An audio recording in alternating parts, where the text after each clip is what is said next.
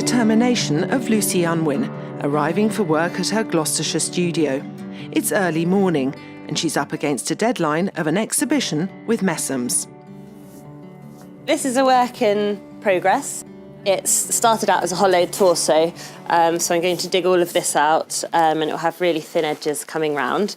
It's inspired, obviously, by the human form, but there's also elements of seashells and plants, so the top's going to be a little bit like a calla lily. And then it's also a bit experimental, so as I go along, I'll make decisions on what I'm going to do then.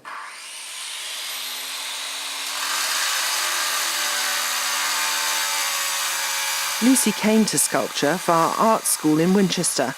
A visit to the Barbara Hepworth Museum in St Ives was pivotal. And that was the moment, really, where I thought, oh my God, I could do this as a profession. And particularly her carving Pelagus, I fell in love with, and I'm still in love with it. Such beautiful lines in it. I love everything to do with the sea, and it's got the waveforms. And so, yeah, it just encompasses everything I love about sculpture, really. And Lucy now knows and shows alongside two other artists from Messum's stable, Bridget McCrum and Dominic Welsh. The work of both sculptors featured on her study wall as a student.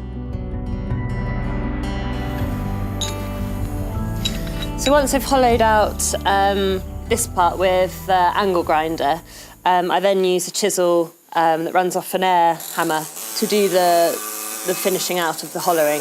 You get a bit more detail with a chisel, and it's probably one of my favourite tools to use. It's a nice stone, this. It's white statuary from Carrara, so it'll be quite translucent where it's thin, and it's quite a pure stone, so it's actually fairly soft for a marble. The other sculptures are a bit more grey in them, so they're actually a harder marble to carve. So this one feels quite easy in comparison. Working through all weathers, Lucy is aware of both the capacity of the human body and its limitations. She was a top-level athlete at a young age. I think that's probably where my interest in anatomy started, because you're just constantly surrounded by athletes at the sort of peak of their performance, and I think it sort of was a good grounding, really, and also in terms of how you work as a sculptor. It's quite physical, it's quite tiring, and you have to be quite sort of competitive with yourself to actually go about setting your goals and starting it. So it was a good foundation, I think. Lucy takes a break. With her dog Ivy, the nearby fields are an ideal environment to recharge the batteries. Also, they're a reminder of a childhood on a farm in rural Essex. When you wake up, I see the ocean in your eyes.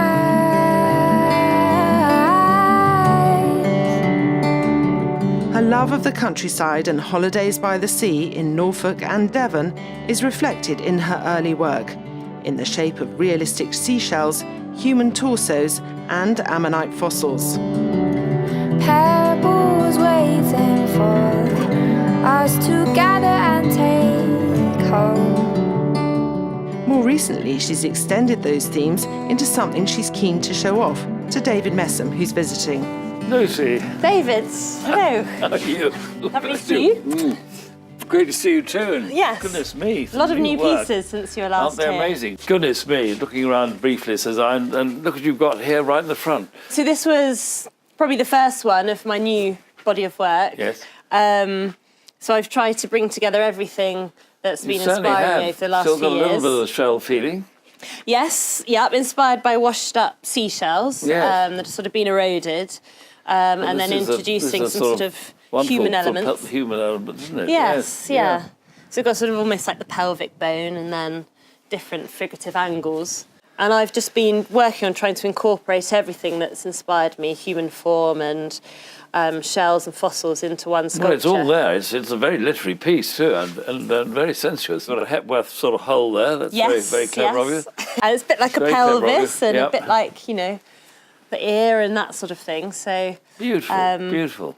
yeah. Very hopefully. nicely finessed and polished, and lovely base as well. Yes, Pietrasanta Yeah. marble. It's lovely, isn't it? Yeah, really lovely. One of the joys of my job is going to see artists and seeing their work. One of the more difficult sides of it, of course, is that you don't often find anybody you want to take on. So the exciting moment is when you see somebody who's got potential. Well, this, I think, is sensational.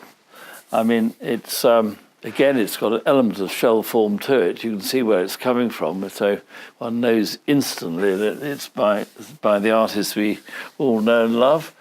She's been doing works which are predominantly of fossils in different colours and marble and so on and so forth, which were lovely, were very beautiful and totally saleable, actually. And I've encouraged her to do something different, which is the challenge. And I think she's achieved it, which is really the most exciting thing and the reason why we're here now. And she's, if you like, found her own voice, which is the most important thing for every artist. Lucy sources her stone in Italy. Pietrasanta is somewhere she's also spent time carving. These works are literally unwrapping her style for the future. It was an amazing opportunity for me, actually, because it's the first time someone's come to me with, good knowledge of the art world and really spoken to me at length about my work and where I see it going and what I'm doing. The thing I love about stone carving is that it's really physical to start with. You've just got a lump of raw stone that doesn't look like anything. Use all the power tools, and then the final moment, I finish everything by hand. So it's always that really exciting moment where you do the last layer of sanding and polishing and suddenly it really comes to life.